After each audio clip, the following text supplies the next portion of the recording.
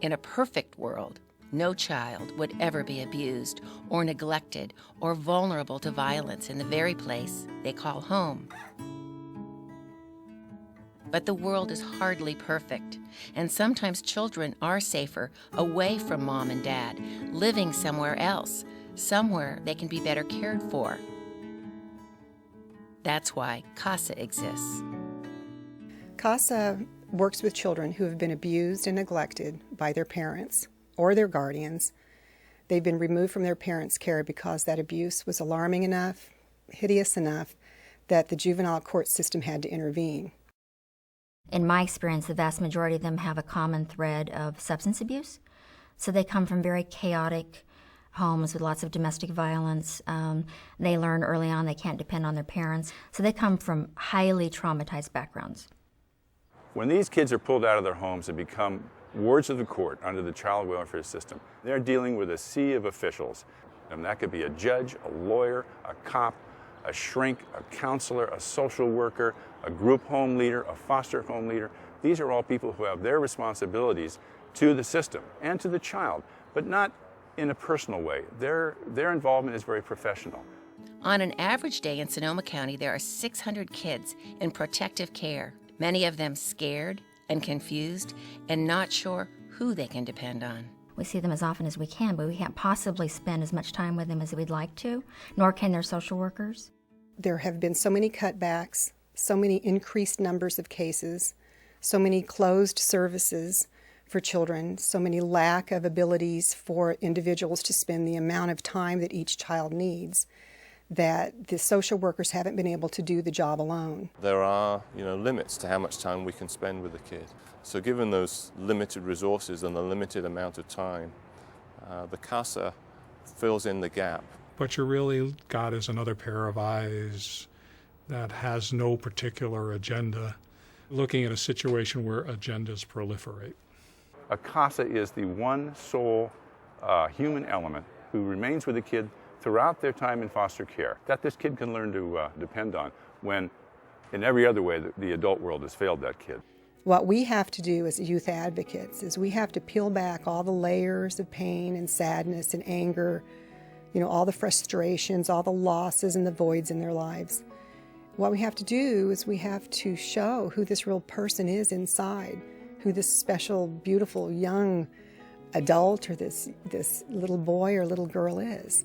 And by spending time with them, we'll get to know who that child is, and we'll be able to do that. That's really important for the child to feel like there's somebody for them, somebody that cares about them, someone who can be a role model, and someone that can advocate for their needs. There's an old expression, it's never too late to become what you might have been. I see CASA workers help kids become what they deserve to be. Chelsea was my longest case, probably the most successful. I think the role of the CASA is really to be a voice for the children in the program. They have a lot of people that care about them. They have attorneys, they have social workers, they may have foster parents, but I think the CASA sort of provides that sustained role model throughout their time period in the program. A lot of our kids haven't had the best role models in their life, and so I think that's what you try to do. Try to give them something that is an alternative to what they've seen growing up. Children of the child welfare system are typically not looking for another adult in their life.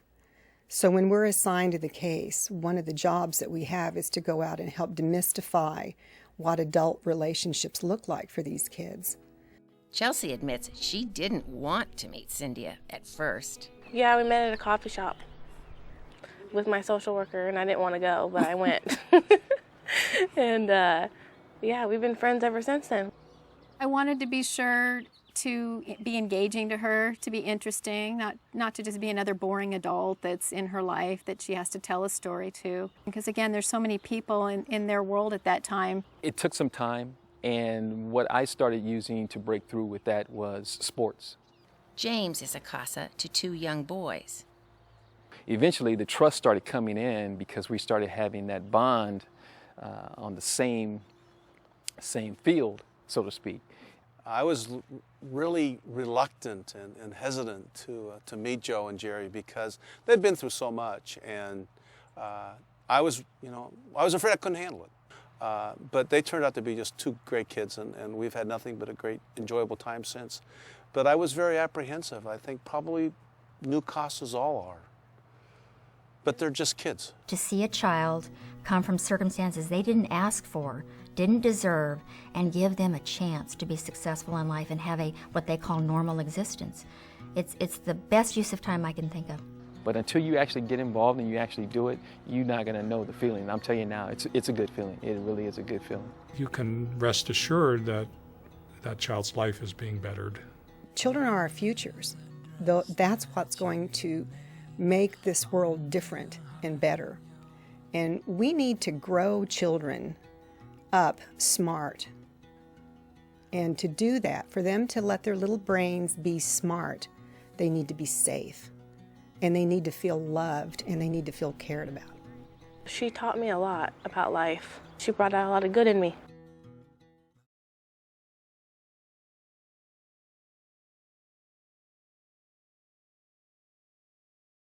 After a child is removed from their home and enters the child welfare system, they often begin a long and lonely journey of endless courtrooms and unfamiliar faces.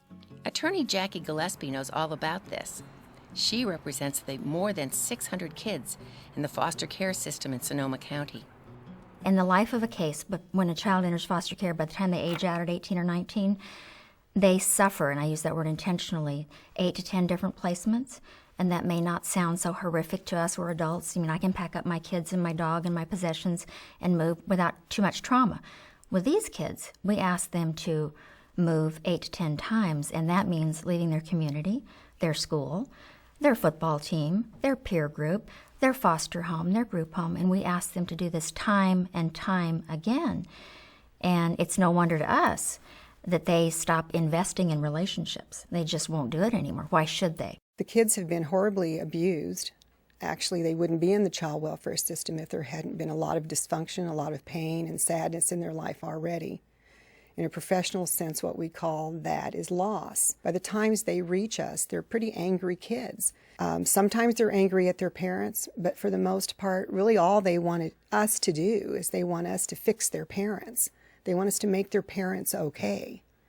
And they get angry when we can't fix them. I think that's probably the one statement I heard over and over with the teenage girls that I worked with in CASA is, why am I being punished? Why do I have to go live in this other home or this other group home? Why do I have to go to this other school? I can't just go be with my friends like normal kids can. And it's really challenging for those kids because as a result of their parents' abuse or drug addictions or whatever the situation might be, the kids are the ones that suffer for it. Because these kids have never had the ability to rely on anybody. By definition, they're removed from their parents because of abuse and neglect, and they can't trust their parents. So I see a huge difference that one person can make in the life of a child.